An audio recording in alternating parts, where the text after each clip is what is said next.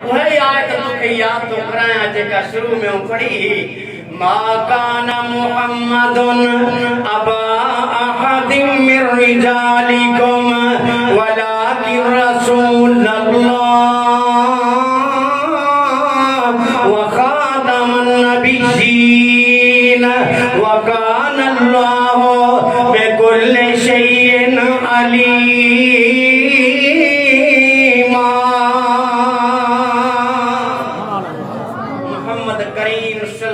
आखिरी नबी आखिरी रसूल अल्लाह पाक नबी जे के पुट रखे दुनिया में न रखेवा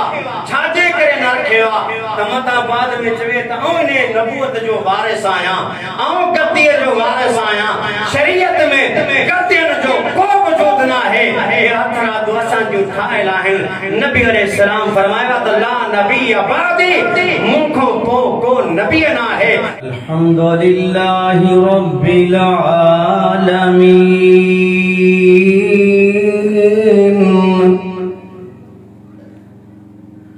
वस्सलातु वस्सलामु अला सय्यिदिल अंबिया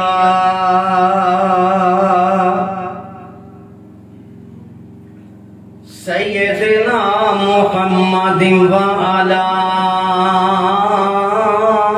आलिही वसहबिही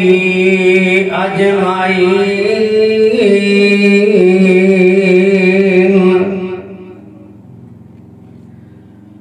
अल्लाहुम्मा सल्लि अला मुहम्मदिन व अला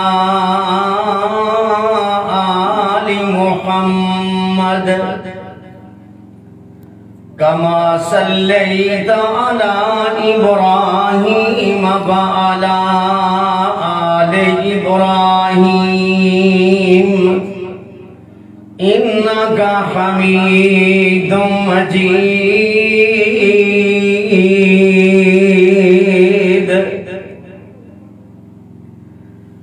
अल्लाहुम्मा बारिक अला मुहम्मदिन व अला आलि मुहम्मद कमा बारकता अला इब्राहीम व अला आलि इब्राहीम इन्नका हमीदुम मजीद। वयस्सिर ली अमरी वहलुल उक़दतम मिन लिसानी यफ़क़हू क़ौली। रब्बि ज़िदनी इल्मा।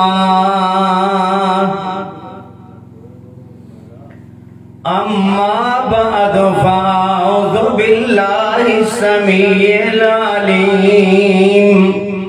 मिनश शैतानिर रजीम। बिस्मिल्लाहिर रहमानिर रहीम।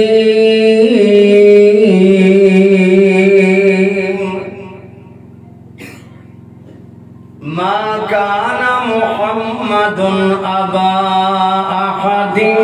मिर रिजालिकुम वलाकिन रसूलल्लाहि व खातमन नबिय्यीन व काना अल्लाहु बिकुल्लि शैइन अलीमा।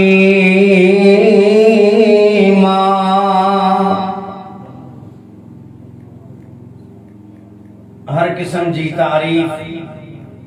अल्लाह मालिकुल अल्लाम ज़ुल जलाली वल इकराम जी ज़ाते ग्रामी जलाए।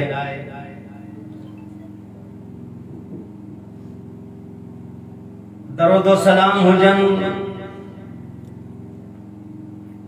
जनाबे मुहम्मदुर रसूलुल्लाह सल्लल्लाहु अलैहि व आलिहि वसल्लम जी मुकद्दस मुताहर पाकीज़ा ज़ाते ग्रामी जलाए। हम सब खां पहिरियां जूही जी जमात जो शुक्रिया तो अदा करें खास करे जनाब अबू सैफ साहिब ऐं असांजा दोस्त जेका सईदाबाद खां जनाब मौलाना अब्दुल अजीज आबिद साहिब, जनाब मौलाना मूसा जमाली साहिब, जनाब अबू मुजाहिद साहिब ऐं बाकी भी जेका जमात है अल्लाह पाक सबनन ते पंहिंजियूं रहमतूं नाज़िल फरमाए। त अज असीं इन शहर में अल्लाह जे फज़ल सां अल्लाह जी तौफीक सां आया आहियूं। वॾी ख़ुशी जी ॻाल्हि आहे त असां तमाम जा तमाम जेका बसा बैठा आहियूं नबी मुहम्मद करीम सल्लल्लाहु अलैहि वालिहि वसल्लम जा उम्मती आहियूं। अल्लाह ताला जो असां जे मथों वॾो करम आहे त असां खे मालिक नबी करीम सल्लल्लाहु अलैहि वसल्लम जी उम्मत मां ठाहियो आहे। असीं इन लिहाज़ सां बेहतरीन आहियूं, असां उम्मती भी सोने जा आहियूं ऐं सोने महबूब पैगंबर सल्लल्लाहु अलैहि वसल्लम जे करे अल्लाह पाक असां खे इज्जत ॾींदो ऐं इज्जत मिलंदी हुन इंसान के जेको नबी अलैहिस्सलातु वस्सलाम जी इताअत करे तो, नबी अलैहिस्सलातु वस्सलाम सां मोहब्बत करे तो, नबी अलैहिस्सलातु वस्सलाम जी इज्जत ऐं एहतराम करे तो, नबी अलैहिस्सलातु वस्सलाम जी तौकीर करे तो, ताज़ीम करे तो वो इंसान खुश नसीब आ। बल्कि जेको मने तो उन्हें जलाए नबी अलैहिस्सलातु वस्सलाम जी तरफों खुशखबरी आ। अबू उमामा अल-बाहिली रज़ियल्लाहु ताला अन्हु फरमाइन था नबी अलैहिस्सलातु वस्सलाम जो फरमान आ तूबा लिमन रआनी व आमन बी, बिशारत आ उन इंसान जे लाए, खुशखबरी आ उन इंसान जे लाए मन रआनी व आमन बी, मुखे ॾिठो आ मूं ते ईमान आंदो आ। वतूबा सबा मर्रातिन, बिशारत सबा मर्रातिन, 7 चक्कर उन इंसान के बिशारत उन्हें जे लाए खुशखबरी आ मल्लम यरानी व आमन बी, मुखे ॾिठो ना है पर मूं ते ईमान आंदो। असां जेतिरा बि आहियूं असां नबी अलैहिस्सलाम जी ज़ियारत न कई आ पर असां नबी अलैहिस्सलातु वस्सलाम ते ईमान आंदो आ। असां जो ईमान आ त नबी अलैहिस्सलातु वस्सलाम मक्के में पैदा थियान। नबी अलैहिस्सलाम जी विलादत मक्का मुकरमा में थिया। नबी अलैहिस्सलातु वस्सलाम जे वालिद गिरामी जो नालो छा हो? अब्दुल्ला। दादे जो अब्दुल मुत्तलिब। नबी अलैहिस्सलातु वस्सलाम जी अमर जो नालो छा हो? आमिना। यहाँ है न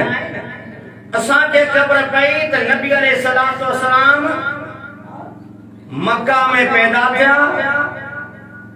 ऐं हाशमी खानदान में कुरैश मां नबी अलैहिस्सलाम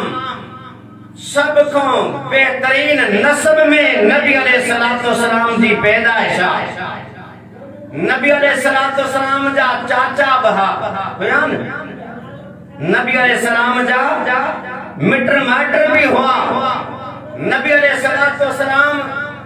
मक्का मुकरमा में पैदा थिया, रिश्तेदारियों अजीजदारियों तो नबी अलैहिस्सलाम शादी कई नबी अलैहिस्सलाम जी शादी थिया। पहली शादी अम्मा खदीजा सा थिया। नबी अलैहिस्सलाम जी औलाद आहे अब्दुल्ला नबी जो बचड़ो आ, तैयब नबी जो बचड़ो आ, कासिम नबी जो बचड़ो आ। नबी अलैहिस्सलाम जो न्याणियों बि आहिनि, न्याणियों बि आहिनि।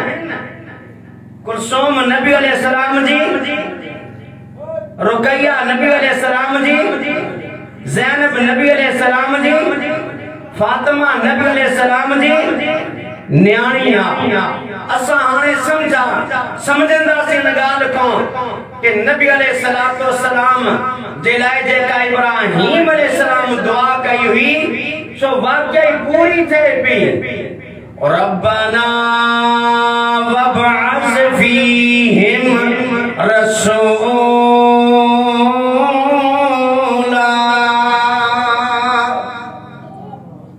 इब्राहीम छा चयो ते अल्लाह हिनन मां हिकड़ो रसूल मोकल जा, रसूल मोकल जा जेको रसूल दुनिया ते अचे। यतलू अलैहिम आयातिक व युअल्लिमुहुमुल किताब वल हिकमा। जेको रसूल अचे इन्हनि के किताब पढ़े करे दिखाए, हिकमत इन्हनि के सिखारे, रब जो कुरान इन्हनि ते पढ़े ते इन्हनि के खबर पवे त अल्लाह जी शान छा आहे। रब जी शान रसूल ॿुधाईंदो, रब जो मुकाम रसूल ॿुधाईंदो आहे ऐं रसूल जो तारीफ़ रब कुरान में करायो आहे त रसूल पंहिंजे रब जो तारीफ़ करायो। ही जेको कुरान आई थे या मच नहीं मच नहीं कुरान हुअणु घुरिजे। घुराए वठो ओड़े पाड़े में आहे जूही जे घरनि में कुरान हुअणु घुरिजे, न त आऊं थींदो असां हिते तक़सीम कजे। हा असांखे हुन किताब जी ख़बर ई न आहे जंहिं किताब असांजी रहनुमाई कई, जंहिं किताब जे नाज़िल थियण खां पोइ जेका न मञंदा हुआ सो बि नबी अलैहिस्सलाम के मञींदा। हिन कुरान में तारीफ़ थियो आहे ऐं तारीफ़ कराईंदे रब असांखे ॾसियो आहे त ही जेको रसूल ए उम्मत क़यामत ताईं पैदा थियण वारो हर इंसान सोचे रब उन जे मथों केॾो एहसान कयो आहे त उनखे नबी मुहम्मद करीम सल्लल्लाहु अलैहि उम्मत मों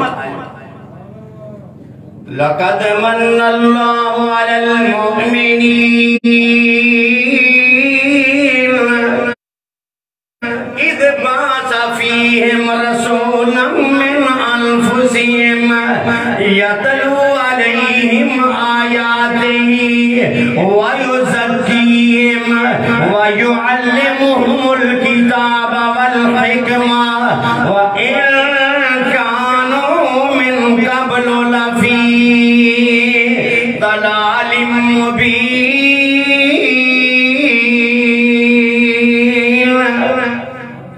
रब चाहतो फरमाए तमा तव्हांजे मथों एहसान करे छॾियो आहे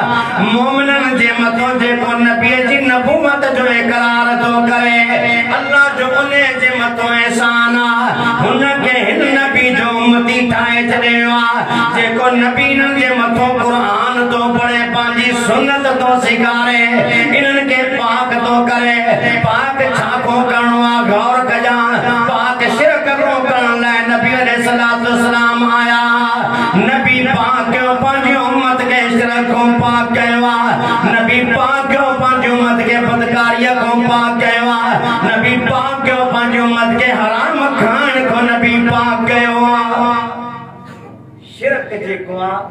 समझो था तो शिरक छाके चइबो आहे। इबादत अल्लाह जे लाइ, इबादत कंहिंजे लाइ का अल्लाह जे लाइ, पर इबादत मां का शे जेकॾहिं असां अल्लाह खे छॾे गैर जे लाइ कंदासीं त हे शिरक थींदो। ही शिरक थींदो। नबी जेको बि दुनिया ते आयो आहे हुन पंहिंजी उम्मत खे शिरक खां पाक कयो, शिरक खां बचायो आहे। जो त दुनिया में सब को वॾो जेको जुर्म आहे, गुनाह है, सो शिरक आहे। नबी अलैहिस्सलाम को पुछियो वियो त सब को वॾो जुर्म कहिड़ो आहे, गुनाह कहिड़ो आहे? त नबी अलैहिस्सलाम फरमायो अन तजाल लिल्लाहि निद्दन व हुवा खलक, तू अल्लाह सां कंहिंखे बराबर जानी, शरीक जानी जे रब तोखे पैदा कयो, जे रब तोखे पैदा कयो। इंसान तुंहिंजी खिलकत में कंहिंजो दखल आहे? गौर कर, मां जे पेट में रब तुंहिंजी अखियूं न ठाहे आ त केर बि कोशिश करे तुंहिंजी अखियुनि खे दुनिया में न ठाहे सघे आ। रब तोखे मंडो करे आ त केर बि तुझे दुरुस्त न करे सघे आ।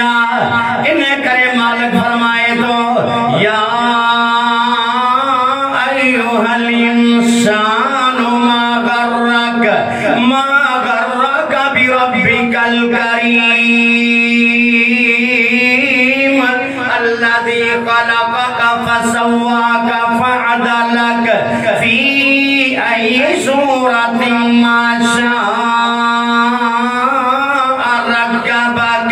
कल्ला बल तुकज़्ज़िबून बिद्दीन व इन्न अलैकुम लहाफ़िज़ीन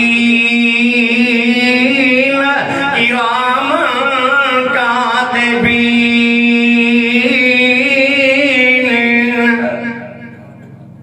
रब छा तो फरमाए, इंसान के शे तो के धोखे में बिठो हुन मालिक को दूर आही परे आहे जे चोखे पैदा कयो आहे त को मशवरो वो कोन वतो। अल्लाह जी मालिक के पसंद आयो इंसान के ठाए दुनिया ते मोकलियो आहे। ऐं गौर कर रब तुंहिंजी तखलीक कहिड़े अंदाज में कई आहे। हिकिड़े पीउ मुंडा पुट पैदा थियनि था, हर को मुख़्तलिफ़ हूंदो आहे। हिकिड़ो ॾाढो आहे अलॻि ख़ानदान आहे, ॿिए इलाइक़े जो ख़ानदान अलॻि रब ठाहे छॾियो आहे। मस्जिद में नज़र हणे करे ॾिस, हर इंसान जी सूरत रब मुख़्तलिफ़ ठाहे छॾी आहे। हिन सभु शयुनि खे ठाहिण वारो रब्बुल आलमीन फरमाए थो कंहिं शे तो के मौक़ो पोइ ते करे छॾियो आहे। रिज़्क़ मुंहिंजो ॾिनो खाईंदो, शयूं मुंहिंजूं इस्तेमाल करींदो, सुकून रात जो मुंहिंजी रात ठहियल मुंहुं इख्तियार करींदो। पर जेॾी महिल घुरण जो वार वेंदो आहे, सुवाल जो वार वेंदो आहे, इंसानियत गौर कर किथे मालिक नाराज़ न थी वञे चवी थो फिलाणो मूंखे ॾींदो,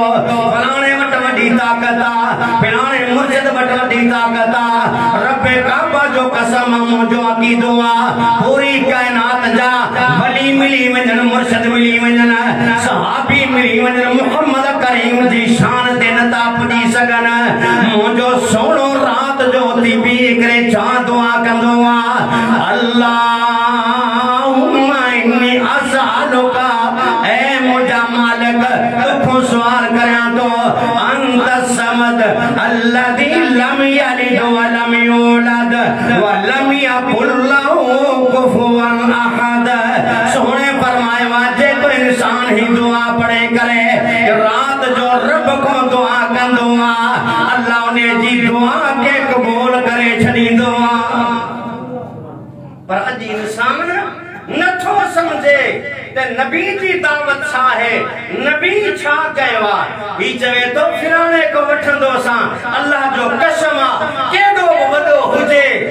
वो रब जो मोहताज आहे, उन में को ताक़त न, उन में को ताक़त।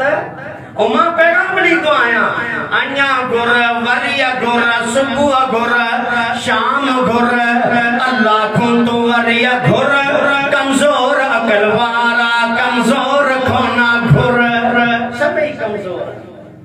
इते डीएसपी हुजे, जनरल हुजे, कर्नल हुजे, जेडीमल मौत जो टाइम ईंदो, that is the end of time, मौत अची वेंदी तो सभी असां खणी उनखे वठी वेंदासीं। मां दोस्तन के दावत हो रहा, तव्हां जे इलाके जो को वडी गद्दी हुंदी न, आहे न, सरकार आहे न, उन्हनि गद्दियुनि खां पुछो त बाबा वॾा काॾे असीं लोॾा न करी, जेको पंहिंजो वजूद खत्म करे तुखे ना पुट ॾेई सघे थो, ना न्याणी न तुंहिंजी बीमारी खे टारे सघे थो, हे त मुंहिंजे मालिक जा कम। उन खां सवाल कर, सॼी काइनात सुठी हूंदी आ, हू मालिक हो अल हय्युल कय्यूम ला ताखुदु सिनतुम वला नौम। इन करे चवां थो अञा घुर, वरिय घुर, सुबुह घुर, शाम घुर, अल्लाह खुंद वरिय घुर, कमजोर अकल वारा कमजोर को ना घुर, घुरण वारो ही सजो जग आ, ॾियण वारो हिकिड़ो अकेलो रब आ, हुन ही फ़क़त शाह ज़ोर को तो घुर, सुबुह घुर, शाम घुर, अल्लाह को तो वरिय घुर, कमजोर अकल वारा कमजोर को ना घुर, हिदायत जेकर चाही तो कुरान दे तू आ, सुन्नत नबी पाक जो सीने साला, के 2 3 5 4 को ना घुर, 1 2 3 4 कुछ न था ॾिसानी, के में ताकत ना है को चवंदी फाखर में फालज थी वियो, हाणे रेड़ीअ ते हलंदो आ, पाण वठी वेंदा, पाण भाती घर जा वठी वेंदा आहिनि। इहा ॾिस रब असां खे वाज़े तो करे कि पूरी दुनिया अल्लाह जे साम्हूं कमज़ोर, उन खां घुर, घुर हुन खां जेको सब खे ॾे थो, जॾां दिल चाहे तॾां खसे वठे थो, के नबी वली जी तू गौर यानी कबर, के नबी वली जी तू गौर को ना घुर, एतराम करण ज़रूरी आ, वली मुझे कंजो सरुआ उने जो खाक, पर ॾियण ते क़ादिर ना है, वली जी इज्जत आ मुकाम आ, अल्लाह जो प्यारो आ, पर अल्लाह ने के एतरी ताकत कोन ॾिनी आ त तोखे न्याणी या पुट ॾे, तुंहिंजे कम खे या वधाए सघे, तुंहिंजी फसल में पानी घुटा या वधाए, हे त मुंहिंजे मालिक जो कम आ। इन करे चवां थो घुर हुन खां जेको सब खे ॾे थो, जॾां दिल चाहे तॾां खसे वठे थो, के नबी वलीअ जी तू गौर को ना घुर, अञा घुर, वरिय घुर, सुबुह घुर, शाम घुर, अल्लाह को तो वरिय घुर, कमजोर अकल वारा कमजोर को ना घुर, हिदायत जेकर चाहीं तो कुरान दे तू आ, सुन्नत नबी पाक जो सीने साला। सुन्नत प्यारो आहे या ना आहे, जेका उनके प्यारो वजन ता त मथे का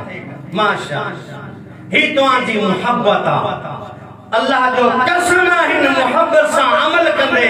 दुनिया ते वेंदे त रब तुंहिंजे लाइ जन्नत वाजिब करे, असां जो ही शिरक को बचंदे रब तोखे जन्नत ॾींदे। के 2 3 5 4 को ना घुर, के 2 3 5 4 को ना घुर, अञा घुर, सुबुह घुर, शाम घुर, अल्लाह को तो वरिय घुर। इन करे चवां थो त मुंहिंजे सोने पैगंबर मके जे अंदर जेको नबी मके में पैदा थियो आ, अल्लाह शान एतिरी ॾिनी आ, मुकाम एतिरो ॾिनो आ, इहो बि तोखे ॿुधाए छॾियां। हलंदो आ त साॼे पासे जिब्रील आ, खाॿे पासे मीकाईल आ, मुंहिंजे नबी जा ॿ वज़ीर हलंदा आहिनि, एतिरो मुकाम ॾेई छॾियो आ। मके वारनि हिकिड़े ॾींहुं भोग कयो, चर्चो कयो मुंहिंजे नबीअ सां, गौर कजां हिकिड़े माण्हू जो कर्ज़ ॾियणो अबू जहल, माण्हू चवण लॻा त मुहम्मद करीम ॾे वञ सल्लल्लाहु अलैहि वसल्लम, हू तोजी सिफारिश कंदो त तोखे माल मिली वेंदो। त भोग क्यों त नबी अलैहिस्सलाम वींदो अबू जहल नाउज़ बिल्लाह नबी जी इहानत कर नबी अलैहिस्सलाम हुन माण्हू सां गॾु अबू जहल जे दरवाज़े ते नबी अलैहिस्सलाम दरवाज़ो खटखटायो ठक ठक थी निकरी आयो जी निकरी आयो नबी अलैहिस्सलाम फरमायो हिन जो हक अदा कर जल्दी अंदर में वनी करे माल अची करे उन्हें खे दी जे मोकलियो हो जेका पार्टी उते बीठी ही परेशान थी वई असा त मोकलियो हो त नबी अलैहिस्सलाम सां अबू जहल गुस्ताखी कंदो पर इहो छा थियो पुछण लगा हाणे अबू जहल छा तो जवाब दे अलैहि वसल्लम मुझे दरवाजे ते आयो मुखे अची चयो मां छा तो ॾिसां तेरे जे साजे खाबे बि पासे को उठ बीठो आ खाबे पासे बि उठ बीठो आ मुंह खोले करे बीठा जेकॾहिं मां इने के हक न अदा करियां त मुखे खाई वञणा नबी अलैहिस्सलाम को पुछियो फरमाया त हां मुझे रब मूसा मलाइक मुकर्रर करे छड़ियान हे मुझे सोने पैगंबर जी शान एडो शान वारो नबी भी रात जो सजदे उठे करे रब जे सामने सजदो कंदो आ नसे छड़ियो सोने महबूब पैगंबर तमाम रब के सजदो करण वारो रसूल आया नबी साबित कयो आ त मां अल्लाह जी इताअत करण वारो आ मां ब अल्लाह के मञा तो बे के नथो मञा मक्के जंदर जेका वडा उन दौर जा ठहला सबनन के मिटाए छड़ियो आ मक्के जंदर जेका उन दौर जी इबादत जे लायक ठहला उनन के खत्म के कयो आ मुझे नबी जी आर्डर ते मने करे अली रज़ी अल्लाह ताला उन के मिटायो आ ओ मुझा दोस्त मुझे अकीदे ते गौर कर मुझे पैगाम ते गौर कर असा नबी सा प्यार कयूं ता इन करे कयूं ता त रब ने सा प्यार करण जो आर्डर दिनो आ और प्यार में इताअत थींदी आ मोहब्बत खाली हुजे इताअत ना हुजे त के कम जी अज जे सा प्यार करी तो जेकड़ा उन के का कम चवी कम तो जो न करे तो को छा चंदे ही केड़ो प्यार ही केड़ी मोहब्बत ही केड़ो अंदाज असा मोहब्बत में अची करे अमली मैदान में पोते थियासी बे पासे निकरी वियासी मुखे जवाब दे असा के नबी अलैहिस्सलाम जी ॾाढी खुशी आ इया है सबनन क्या है को असा हर के जो पांचो तरीको इजहार कयूं था का खुशी जो के जड आयान के बकी बारियों के कुछ केवा के इते फीता आयान के नबी अलैहिस्सलाम जी जुती मुबारक जो इते हणे छड़ियो तिसे मुखे वडो प्यार आ ए पुछंदे ते बाबा नमाज पढ़ी नमाज वडो पढ़ंदा नमाज वडा पढ़ंदा ए हां हिकड़ी नमाज पढ़ंदो आ केड़ी सुबह जी नमाज मां सुबह जो गाड़ी कढंदो आ इने करे हूं पढ़े पो निकल सुबह जी ए बाकी नमाज न कौन मोकला छुट्टियां यानी असा जे तसव्वुर में बिना है ते इबादत ए हुन सोने के दिस जे सोने जो कलमो भरी तो रात जो टाइम नबी अलैहिस्सलातो सलाम उती बीठा इबादत जे लाए हजरत हुज़ैफा रज़ियल्लाहु ताला नो फरमाइंदा छा तो ॾिसां नबी नमाज़ शुरू कया त मां भी शुरू करे छॾिया हुज़ैफा केड़ा साहिब सिर नबी अलैहिस्सलाम जो खास राज़दान सल्लल्लाहु अलैहि वसल्लम जो राज़दान बैठो फरमाइन था पान सूरा फातिहा पढ़ी करे शुरू जो था एकड़ी सूरत खत्म सूरा आल इमरान शुरू सूरा आल इमरान जे बीच में मुखे ख्याल आयो त मां निकरी एडी टिकी नमाज उमा जो ठीक आ आले इमरान खत्म थींदी त नबी अलैहि सलाम रकू में बींदा सूरा आले इमरान खत्म थी वी त नबी अलैहि सलाम सूरा निसा के शुरू करे छरेवा ही मुझे नमाजी नमाजा सोने दी नमाजा छच्चा सिपारा हिकड़ी रकत में नबी अलैहि सलातो सलाम पढ़ी छरियान पेरन में वरम जीवात रब फरमाए जवा मुझा सोना हाने तू एकरो करे छरिया पर मां एकड़ी गाल तो के चवा दो या अय्युहल मुज़म्मिल कुमिल लैला इल्ला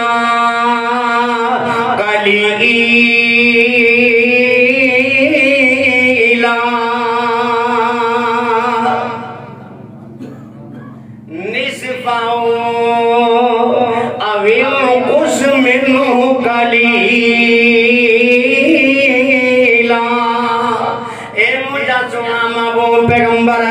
क्याम करी तो पर पांजे क्याम के घट कर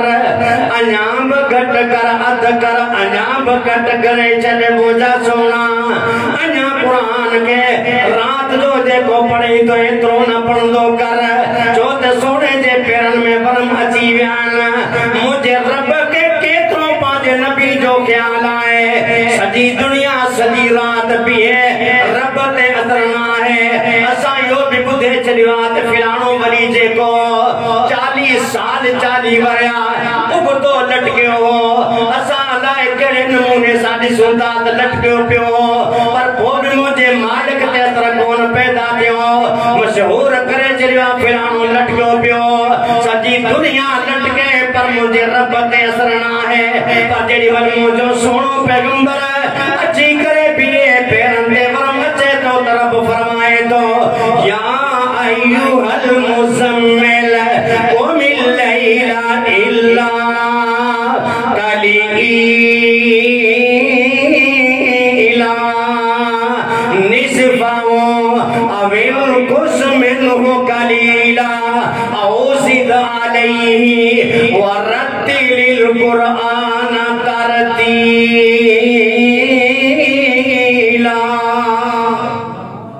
जो सुभान अल्लाह जो सुभान अल्लाह बड़ी जो सुभान अल्लाह ऐ मुझा सोना क़याम के घट कर अनाब घट कर बजे को कुरान पढ़ दे वरत्तिलिल कुरआन तरतीला। कुरान के खूब सूरत करे मुरत्तल करे पढ़ जा मुझे रब सोने के आर्डर दिनवा हे मुझे नबी जी शान मुकामा मुखो नबी जी शान के दिस मां तो जे सामो रखया तो मदा मोदी जमात केरे तराद करे नबी के नथो सुजाने नबी जी सुजान कोन तस रब्बे काबा जो कसम नबी जी शान हुआ देखो कुरान शान बयान करे मुल्ले जे चवण सा शान कोन थींदी हु शान देखो कुरान बयान करे तो मां के दिमल दिसंदो आया त मके जो रब कसम खादियो आइन छाजे करे कसम खादियो सोचींदो हो सा इने करे रब कसम खाए तो शायद ते जमजमा इने करे रब शायद कसम खाए तो ते मैदान अरफात शायद इने करे कसम खा दिया त उते बैतुल्ला रब जो घरा ही मुझो ख्याल प्यारा हुंदो पर जेडी मल सोच के याद मुझे जवाब छा मिलेवा देखो रब चवे तो मक्के के अजमत वालो शहर चवे तो रब से मुराद व अंता हिल्लुम बिहादल बलद मुके मक्का शहर जी कसमा खाजे करे रब कसम खा दिया रब फरमाए तो व अंता हिल्लुम बिहादल बलद ए मुझा सोना तुन शहर जे अंदर मुकीम आई यानी रब तो जे करे महबूब पैगंबर जे करे कसम खा दिया अजब न तो समझी त मां तो के ना वजात सा बयान करे चलिया असा दे मुल्क में बड़ा बड़ा वली पैदा थिया आहिन वली आहिन मन्यो था वलिन के या निकारी आयो मन्यो था न वलिन के असा मन्यो था असा उन जो एहतराम कयो था असा जो ही अकीदो आ वली जी शान हुंदी आ मुकाम हुंदो आ पर पूरी कायनात जा वली एक पासे हो मोहम्मद करीम सल्लल्लाहु अलैहि वसल्लम एक पासे गौर कजा हजारों मस्जिदें आहिनि मस्जिदूं आहिनि दुनिया में पूरी कायनात में आहिनि सजी कायनात जूं मस्जिदूं हिकिड़े पासे सजी कायनात जूं मस्जिदूं हिकिड़े पासे मस्जिद सा भी मिली वने पर मस्जिद नबवी जो मुकाबलो ना है मस्जिद नबवी के मिलाद बैतुल्लाह जो मुकाबलो ना है सजू किताबों हिकिड़े पासे हुजन पर किताबुल्लाह जो मुकाबलो ना है पूरी कायनात हिकिड़े पासे हुजे पर मुहम्मदुर रसूलुल्लाह जो मुकाबलो ना है रब कसम खाए उन शहर जी भी इज्जत के बयान करे तो अल्लाह मुझे पाकिस्तान में वड़ा बुजुर्ग होया लाहौर में हिकिड़ो बुजुर्ग हो मुल्तान में हिकिड़ो बुजुर्ग हो टेरा गांधी खान में हिकिड़ो बुजुर्ग हो पर मुंहिंजी सिंध में ॿ टे बुजुर्ग आहिनि अल्लाह असांजे सिंध हिंद जी कसम कोन खाधी की छाछ करा रब फरमाए तो हिन शहर जूं कसमूं छाजे करे खाया मुंहिंजे नबी जे शहर जो मुकाबलो न अथई न मुंहिंजे नबी जे घर जो मुकाबलो आहे वतीन वज़ैतून वतूर सीनीन वहादल बलदिल अमीन लक़द खलक़नल इंसान फी अहसनि तक़वीम जो सुभान अल्लाह बड़ी जो सुभान अल्लाह फरमाए तो मुके तीन जी कसम जैतून जी कसम तूरे सीना जबर जी कसम मक्के शहर जी कसम जिते मोहम्मद करीम मुकीम देवाए मुझी दावत ते गौर कर मुखों पासो न कर मुखों पासो न कर वेज वेज वेज वेज वेज मुझे थी परे परे परे परे परे मोखो न थी वेज वेज वेज वेज वेज अजे भी तौहीद जेड़ी दुनिया में खुशबू न है शिरक जेड़ी दुनिया में बदबू न है तौहीद जाए खुशबू शिरक बदबू रुको गंदा किन्ना तौहीद जेड़ी खुशी दुनिया में खुशबू न है शिरक जेड़ी दुनिया में बदबू न है खीर ज़मज़म छड़े भंग तो न पी वेजो वेजो वेजो वेजो वेजो अचे भी कबूल कर मुझी दावत के दीन में कनई रस्म कढंदा न आहियूं नबी जे फरमा के असां छॾंदा न आहियूं मन इमाम आदम अन्नबीउल उम्मी वेजो वेजो वेजो वेजो वेजो अची भी परे परे परे परे परे तू न थी असां जी दावत गौर कर असां मुहम्मद करीम सल्लल्लाहु जी तरफ तो के दावत ॾियो उहा दावत जेका नबी जे सहाब ॾिनी आहे उहा दावत जेको मुंहिंजो रब जो क़ुरान तो बयान करे मुंहिंजे नबी जे बारे में अल्लाह फरमायो आहे दुनिया ते फैसलो तव्हां जो आखिर में नतीजो निकरंदो मुंहिंजा दोस्त बमाणू पाण में विढ़ंदा आहिनि बमाणू पाण में विढ़ंदा आहिनि को छा थींदो आहे को फैसलो थींदो आहे को फैसलो थींदो आहे फैसले जे नतीजे में जेको ईंदो आहे तो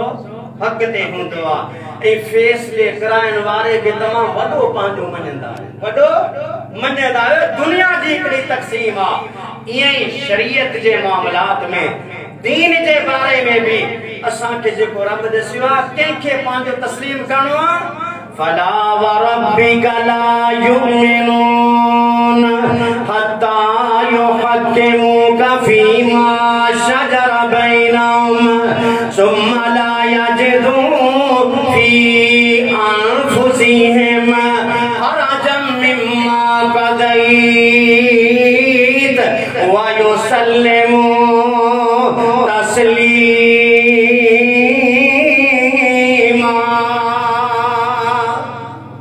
तो सुभान वरी जो सी फला वरब्बिका ला युमिनून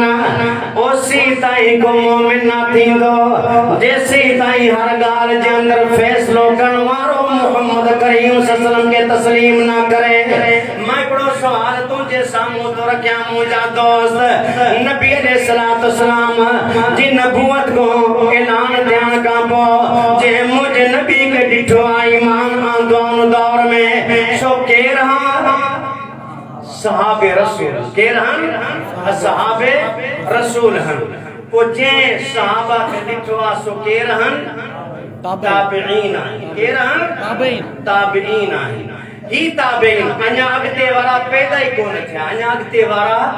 पैदा ही कोन थिया। ताबईन जे दौर में इख्तिलाफ थे तो सवाल के कोते तो सहाबिया को पसंदा सहाबी चा तो चवे पांजी मर्जी न तो करे सहाबी चा तो चवे मुहम्मद करीम सल्लल्लाहु अलैहि वसल्लम जो ही फरमाना जेकरा सहाबी चवे तो मुहम्मद करीम जो फरमाना ताबी उन्हें के कबूल कंदा अगते ताबईन का पो आइमा जी तकसीम थी गौर कजांदरा आइमा जी तकसीम थी वी इमाम चा तो चवे मुके फिलाने ताबी दसेवा ताबी चा तो चवे तो मुके फिलाने सहाबी दसेवा सहाबी चा तो चवे तो मुके मुहम्मद करीम सल्लल्लाहु अलैहि वसल्लम दसेवा। ही किताबी सूरत में अज मौजूदा एकना सहाबी नबी जी गाल ते अमल करे जन्नती बने तो अज मुसलमान नबी जी गाल ते अमल करे जन्नती छो न तो बने अज बने। सहाबी वो कम तो करे जेको नबी कहवा ताबी हो कम तो करे जेको सहाबी दस्या त ही नबी कहवा। ऐं सहाबा इकराम रिज़वानुल्लाह अलैहि मजमाइन पंहिंजी जिंदगी में अहिड़ियूं मिसालूं पेश करे छॾियूं तो हुननि जी मिसाल दुनिया ॾियण तो कासिर सॼी रात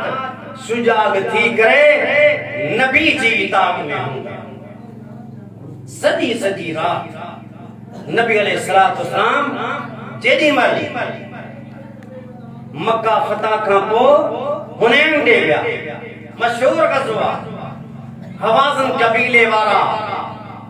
हुननि वटि जाम घोड़ा बकरियूं रेढूं हर शइ हुननि वटि हुई पंहिंजो माल वठी करे हिकिड़े मैदान में अची जमा थिया नबी अलैहिस्सलाम सां मुक़ाबिलो करण जे लाइ। अबू दाऊद जी रिवायत नबी अलैहिस्सलातु वस्सलाम के हिकिड़े सवार अची करे ॾिसियो ते सोना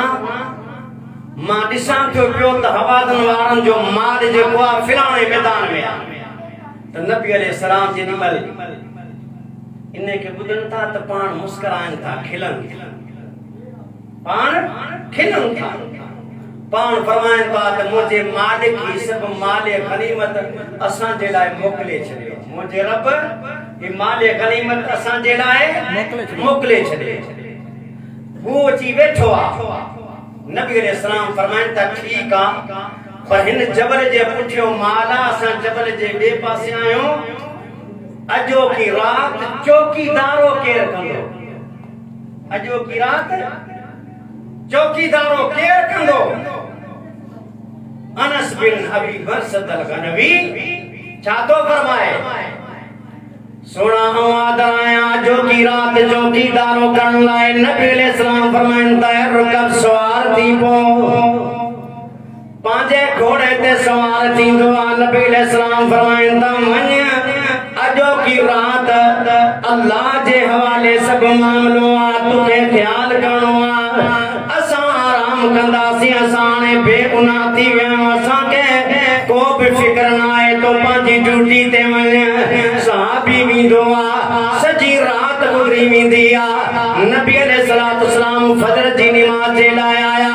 निमाज़ जो टाइम थी वियो आहे नमाज पीण लगिया त नबी अलैहिस्सलाम फरमाइंदा ऐना फारिसुकुम वो तव्हांजो घोड़े सवार नौजवान किथे आ वापस आयो आ या कोन आयो आ असहाब रसूल फरमाइंदा सोना ना वापस मोटी कोन आयो आ नबी अलैहिस्सलाम की उन्हें जी फिक्र आ सलाम नमाज पिए ती पी कामती भी आए नबी अलैहिस्सलाम निसंता प्या वणन जे विच में मता यर निकरी अचे मता निकरी अचे पान फरमाइंदा नमाज ता पढ़वा냐 कोन आयो आ नबी अलैहिस्सलाम नमाज शुरू कया नबी अलैहिस्सलाम अञा सलाम कोन वरायो आ तही वणन जे विच मो निकरी अॻिते अचे तो पियो मुझे सोने पैगंबर दी नजर पया नबी अलैहिस्सलाम सलाम वरायो नमाज खत्म थिया फरमाइंदा वो तव्हांजो घोड़े सवार अची वियो आहे पहुची वियो आहे नबी अलैहिस्सलाम खुशी में उन्हें जो ऐलान कयो आ जेडी मल ही नौजवान आयो आ त मुझे सोने सवाल छा कयो आ मुखे जवाब दे अजो की रात किए गुजारे आयो आ हल नज़लता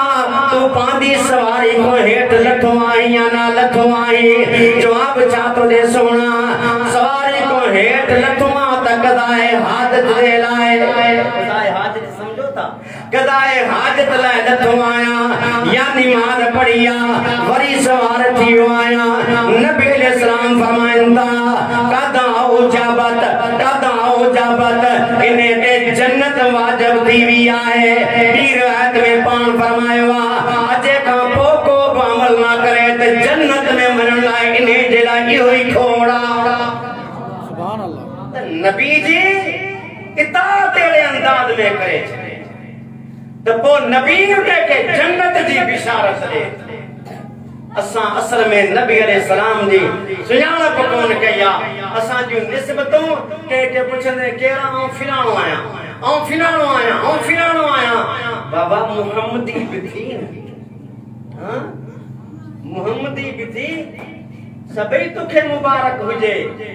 जेको मर्जी नालो रख तुझे मुबारक हो पर सोने मोहम्मद करीम सल्लल्लाहु अलैहि दी निस्बत के ना तोड़ी अज मां एकड़ो ऐलान थो करया दोस्तों याद रखजो जेको इंसान मुझे नबी के छडे तो पांजी निस्बत मिटाए तो रब उन्हें के दुनिया में उनकी निस्बत के खत्म करे छाजे करे नबी अलैहिस्सलातु वस्सलाम मक्का में वरी उते अचो किथे पैदा थिया मक्का मुकरमा में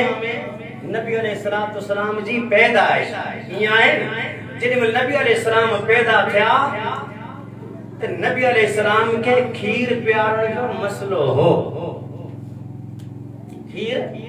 मक्के जे रवाज जे मुताबिक दाई इंदी वठी मिंदी जेका खीर प्यारी हाने तबकात इब्न साद में हिकड़ी रिवायत आ त 12 मायूं दायूं आयूं नबी अलैहिस्सलाम के वठण लाए जेका भी अच्छे पूछे पे बच्चो किथे आ माशाअल्लाह एडो सुनो एडो खूबसूरत इने जो वालिद किथे आ ला अबा लहू इने जो वालिद ना बाबा गुजारे यतीम पैदा नबी अलैहिस्सलाम यतीम पैदा वालिद गुजारे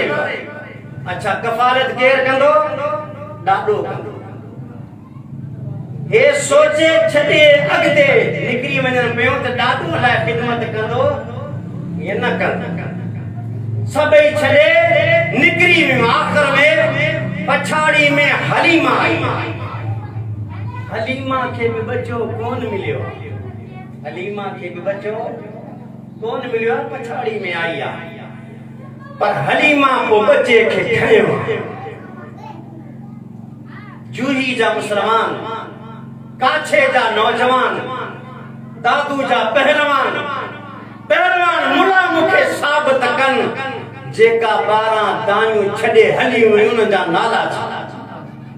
मौलवी साहब जवाब दियो गुमनाम है जे खयोआ सो केरा ॾाढिया हलीमा सादिया ओ चोंदो आया हलीमा तुझे भागन तो सदके तीसरा की में आई हलीमा मैं तेरे मुकद्दरा तो सदके तू मदनी दा झूला मदनी जो पीलो लुड़ायो तू मदनी दा झूला चले दी ताहो से पर सोहणे दा मुखड़ा नूरानी निरानी तो दे दी तेरे पर चुमेंदी भी हो से हलीमा मैं तेरे मुकद्दरा तो सदके जो छोड़ गया रब ने उसको मिटा दिया जो छोड़ गया। चाचा जी आपका नाम क्या है? साईं बख्श। चाचा साईं बख्श जिसने नबी की सुन्नत को छोड़ दिया वो गया। जो सुन्नत पे अमल करेगा आज भी बादशाह कल भी बादशाह इंशाअल्लाह। हौदे कौसर रब्बे काबा की कसम है सुन्नत पे अमल करने वाला जरूर पिएगा।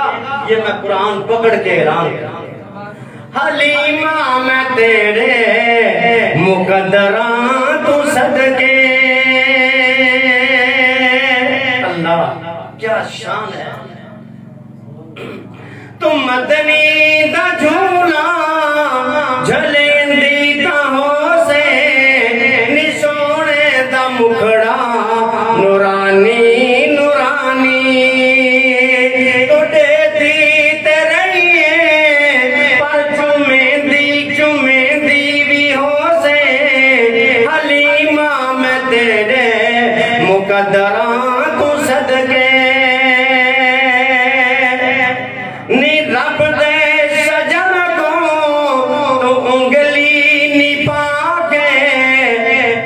सहन दे अंदर टुरेंदी भी हो से। क्या शान अंग रब में नहीं करे नबी अलैहि सलाम के जरूर रखते पहुंचे कदी निवा के पिना के गुस्ल दे निवा के गुस्ल दे पिना के कपड़ा पहराए निवा के पिना के ते कजला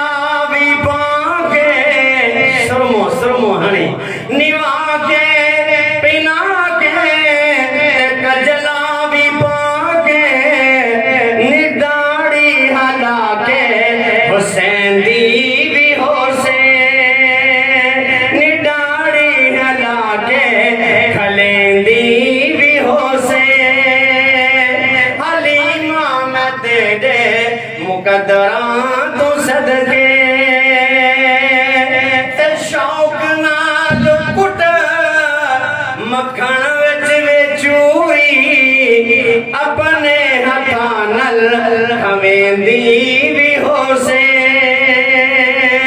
ते मदनी कुंजे मेले उंज लगदी हो सी ओ ज़म-ज़म दा पानी पलेंदी भी हो से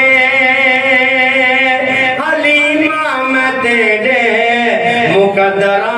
तो सदके। शायर भी तो अगते निकतो आ छा तो चवे ओ केवेले मदनी रुसवेंदा हो सी सीने नाल लाके मनेंदी भी हो से पर मुझो सुनो पांजी अमड़ सा नाराज न थे ई शायर जी ज़बान केवेले मदनी रुसवेंदा हो सी सीने नाल लाके मनेंदी भी हो से हलीमा मैं तेरे मुकद्दरा तो सदके तू मदनी दा झूला झलेंदी ताहो से निसोने दा मुखड़ा नूरा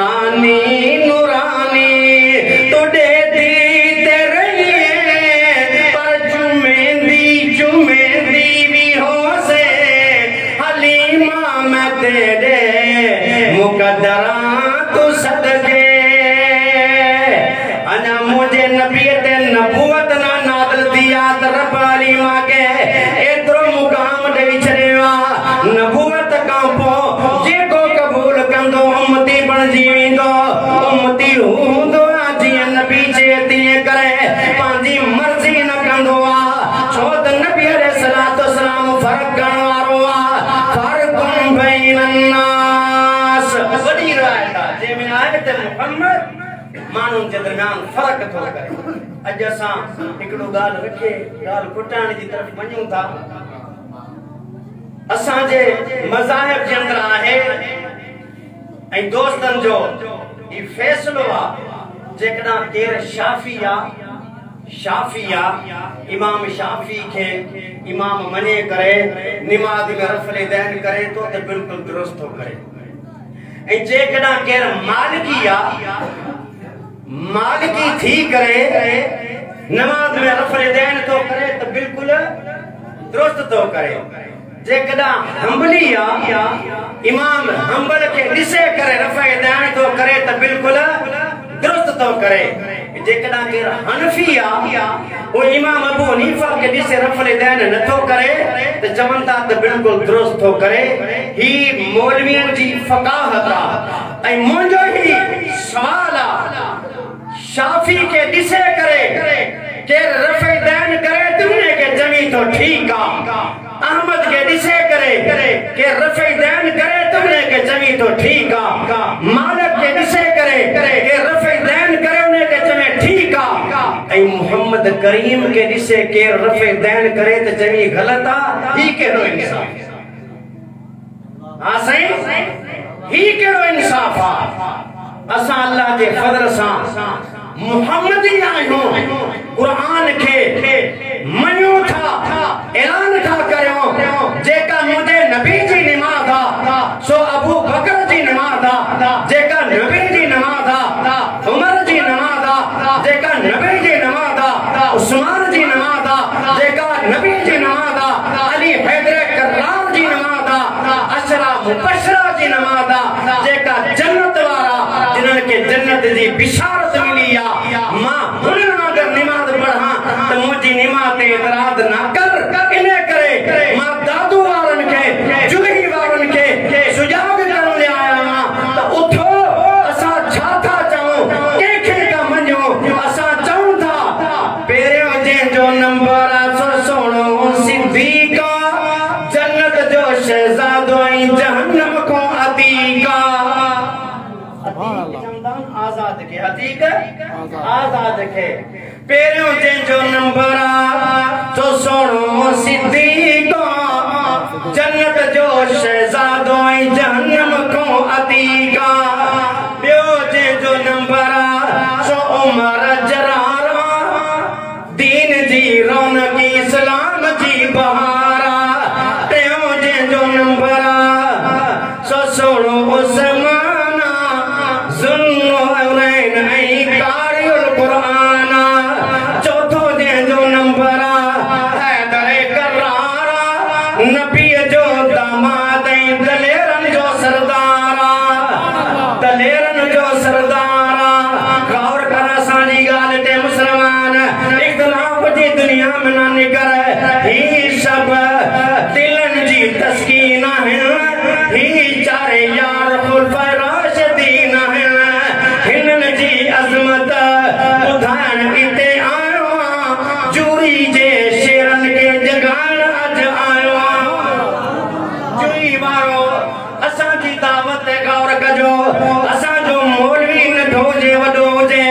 दलील सा गाल कंदो दलील केड़ी आ या अल्लाह जो कुरान हातुम बुरहानकुम इन कुंतुम सादिकीन जो सुभान अरे नबी जी अजमत असा मांगर तो तमा जानो न तू रोजो रखी तो रब राजी थे रोजो रखी तो रब राजी ज़कात दे तो रब राजी थे ज़कात दे तो रब राजी हज करी तो रब राजी थे नबी जे मुकाम के जान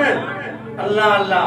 असहाब जानी दा इने करे कोई कम कंदा जेको नबी को साबित असा फिराने ही चेवा असा की या न वठन खपंदो असा चऊं था त रब छा तो फरमाए तू अमल करी तो रब राजी थे क़यामत जो ॾींहुं हूंदो वद्दुहा वल्लैल इज़ा सजा मा वद्दाका रब्बुका वमा क़ला वलल आखिरतु खैरुल लका मिनल ऊला वलसौफा युअतीका वलसौफा युअतीका रब्बुका फतरदा दुनिया रब के राज़ी करे थी रब फरमाए तो क़यामत जो ॾींहुं हूंदो मौला पंहिंजे नबीअ खे एतिरो अता कंदो तेसे ताणी जो नबी राज़ी थी वेंदो नबी उम्मत लाइ चवंदो नबी उम्मत लाइ चवंदो पोइ ऐलान थींदो जंहिंजे दिल में शिरक न आहे उन खे जन्नत में मोकिले मुझे नबी जो बियो एजाज ये पेरो एजाज मुझे नबी जो बियो एजाज वरफाना लका ज़िक्रक तुझे जिक्र के असा बुलंद करे चरेवा जिते अल्लाह जो नालो इंदो ते मुहम्मद रसूलुल्लाह जो नालो इंदो वडी मिसाल एकड़ी बांग चऊं था ना बांग सब को पेरियां के इलाके में बांग देती गौर कजो समाट्रा में ओ इंडोनेशिया में बांग दे थी अल्लाह अकबर सा अशहदु अन्ना मुहम्मदन रसूलुल्लाह जी ऐलान दे दो बांग में आए नालो समाट्रा में इंडोनेशिया में मलेशिया में फिलीपीन में वो श्रीलंका को इंडिया जम्मू वाले रास्ते इंडिया में बांग वने थी इंडिया में बांग घुमदी सियालकोट को पाकिस्तान में दाखिल थी थी कराची को बलोचिस्तान इतो जे वेठो बलोचिस्तान इतो ईरान को बसरा में बसरा को बगदाद में बगदाद को कुवैत को सऊदिया में अलजायर में तुनिस में यूरोप में सुबह फजर की अजान अमेरिका में थे अमेरिका की फजर की अजान बंद थी जोहर की अजान समाट्रा में बड़ी शुरू थी वरफाना लका ज़िक्रका मुझे रब बांधे नबी दे जिक्र के बुलंद सुभान अल्लाह जेको नबी अलैहिस्सलाम के मिलियो सजी कायनात अरे कायनात दरूद पढ़े तो कोई बात नहीं सजी कायनात इकड़े पासे हुजे परवाह ना है पर इन्नल्लाह व मलाइकतहु युसल्लूना अलन नबी या अय्युहल्लज़ीना आमनू सल्लू अलैहि व सल्लिमू तस्लीमा जोर से सुभान अल्लाह सुभान अल्लाह रब को दरूद व सलाम पढ़े तो मलाइक भी पढ़न था हे एजाज मिलियो आ मोहम्मद करीम सल्लल्लाहु अलैहि वसल्लम ते एजाज वमा कान अल्लाह लियुअज़िबहुम व अंत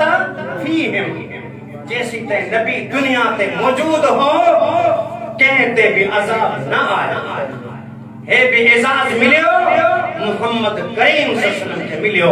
ए क़यामत दी भी शिफात कुबरा देखे मिलंदी वखुतिबा बी अन्नबियुन उतीक शिफात रब मुखे दिनिया वखुतिबा बी अन्नबियुन आखिरी नबी माया वही आयत तुखे याद तो कराया जेका शुरू में पढ़ी मा काना मुहम्मदुन अबा अहदिम मिर रिजालिकुम वलाकिन रसूलल्लाह व खातमन नबिय्यीन व काना अल्लाहु बिकुल्लि शैइन अलीमा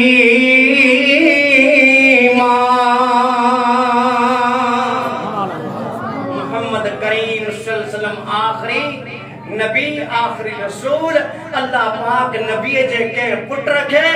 दुनिया में न रखे वा छाजे करे न रखे वा त मता बाद में चवे त औने नबूवत जो वारिस आया औ गद्दी जो वारिस आया शरीयत में गद्दियन जो को वजूद ना है ए अतरा दुआसां जो ठाइल आहिन नबी अलैहि सलाम फरमाया त ला नबी अबादी मुखो को नबी ना है उन नबी जी नबूवत आखिरी जात आखिरी तो वो नबी जो अमल करने लाए गाल वो आखिरी गाला अल्लाह अमा के मुखे इन ते अमल जी तौफीक अता फरमाए असा के कुरान सा प्यार करने जी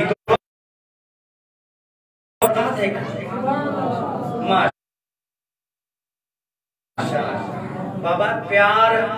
जेको हुंदो आ उन्हें में कुछ हुंदो आ प्यार में कुछ सिस्टम हुंदो आ और चाहंदो आया या गाल कामयाबी जो राज में आ तो नबी पाक से जिसका कांटेक्ट हो गया नबी पाक सा जे जो कांटेक्ट थी वियो रब सा रब तो डायरेक्ट थी वियो अल्लाह सा रब तो करनी थे तो नबी सा कांटेक्ट कर बरसने लगी मुझ पे रहमत रब की जब से दीने मुस्तफा सब्जेक्ट हो गया बरसने लगी मुझ पे रहमत रब की जब से दीने मुस्तफा सब्जेक्ट हो गया अरे हदीसे मुस्तफा को जो पैगामे मुस्तफा को जो ऐलाने मुस्तफा को जो कुराने मुस्तफा को जो मानता नहीं अल्लाह के दरबार में रिजेक्ट हो गया सिलेक्ट होना चाहते हो हाँ सिलेक्ट होना चाहते हो सिलेक्ट थियण चाहियो था हतमते वादो कर नमाज पढ़ंदा सी इंशाअल्लाह अल्लाह साके नमाजी बनाए अल्लाह साके नमाजी बनाए हदीसे मुस्तफा को जो मानता नहीं अल्लाह के दरबार में रिजेक्ट हो गया उस अल्लाह का दर छोड़ के ना जाऊंगा कहीं बेके जैसा मुसजदो न कंदो सा रखो न कंदो सा निबड़त न कभी झुके करे उनके सलाम न कबो झुकन को मुझे नबी छले छलेवा नबी जो उम्मती आई एहतराम कर जे को एहतराम करण जो आर्डर आया पर असा जो मुआतम बिगड़ जीवा बड़ो बडेर वदे तो सरदार अचे तो निबड़े करे रखो जी हालत में मजी करे मिली तो मुझे नबी दी शरीयत नाए छली ने गाल के सीधो सलाम कर गया मोहब्बत कराम है अजसा इन पासे गौर था के अल्लाह का दर छोड़ के ना जाऊंगा कहीं अल्लाह से ये पुख्ता टैक्ट हो गया नबी पाक से जिसका कांटेक्ट हो गया रब से राबता डायरेक्ट हो गया हदीसे मुस्तफा के कबूल कर नबी के फरमान के कबूल कर नबी के कौल के कबूल कर मुझे नबी जो साहब हो मनी तो दिस गौर कर जा मन वारन जे नसीबन दे भी गौर कर नबी जो साहबिया तो दिसन दे भी कौन कारी रंग जोआ दिसन दे भी कौन प्यार को कौन कंदे परमा कुर्बान मना मुझे नबी के कबूल करवा हलंदो जमीन दया कदमन जी आवाज जन्नत में भी दिया हे मुकाम था मिले ही असां जो अकीदो आ ही असां जो अकीदो आखिरी जब मुखे आर्डर से कुत्तों के यार कुछ बुधाए खबर पे असां जो पैगाम छा है ऐसा किसी का दाता नहीं है जैसा रब ताला है दाता कह जो बिनाए की है रब ऐसा किसी का दाता नहीं है जैसा रब ताला वाला है। वाहे क्यों सही? मेरे नबी है चांद तो सब सहाबा तारे हैं। इन तारों में एक चमकता हबशी रंग का काला है। इन तारों में एक चमकता हबशी रंग का काला है। वो मंजर भी देखा होगा उस दिन देखने वालों ने। पीने वाले बहुत ज्यादा दूध का एक प्याला है। असहाबे सुफ़ा एक दूध का प्याला अल्लाह ने भर दिया। वो ये है मेरे नबी की शान। मुअजिज़ात के एतबार से हम आपसे ज्यादा मानते हैं। इताअत के एतबार से हम आपसे ज्यादा मानते हैं। हमारे नजदीक अज़मत वो है जो रब बयान करे। आप जो मर्जी कहें, सारी कलमें इकट्ठी कर लें, सारे दरख्त कलमे बन जाएं, पर मेरे नबी की अज़मत को कोई लिख नहीं सकता। ये असल जो इन्हें करे मुझे नबी जे मुकाम के मर्तबे के समझे, उन्हें जी इताअत कर। व आखिर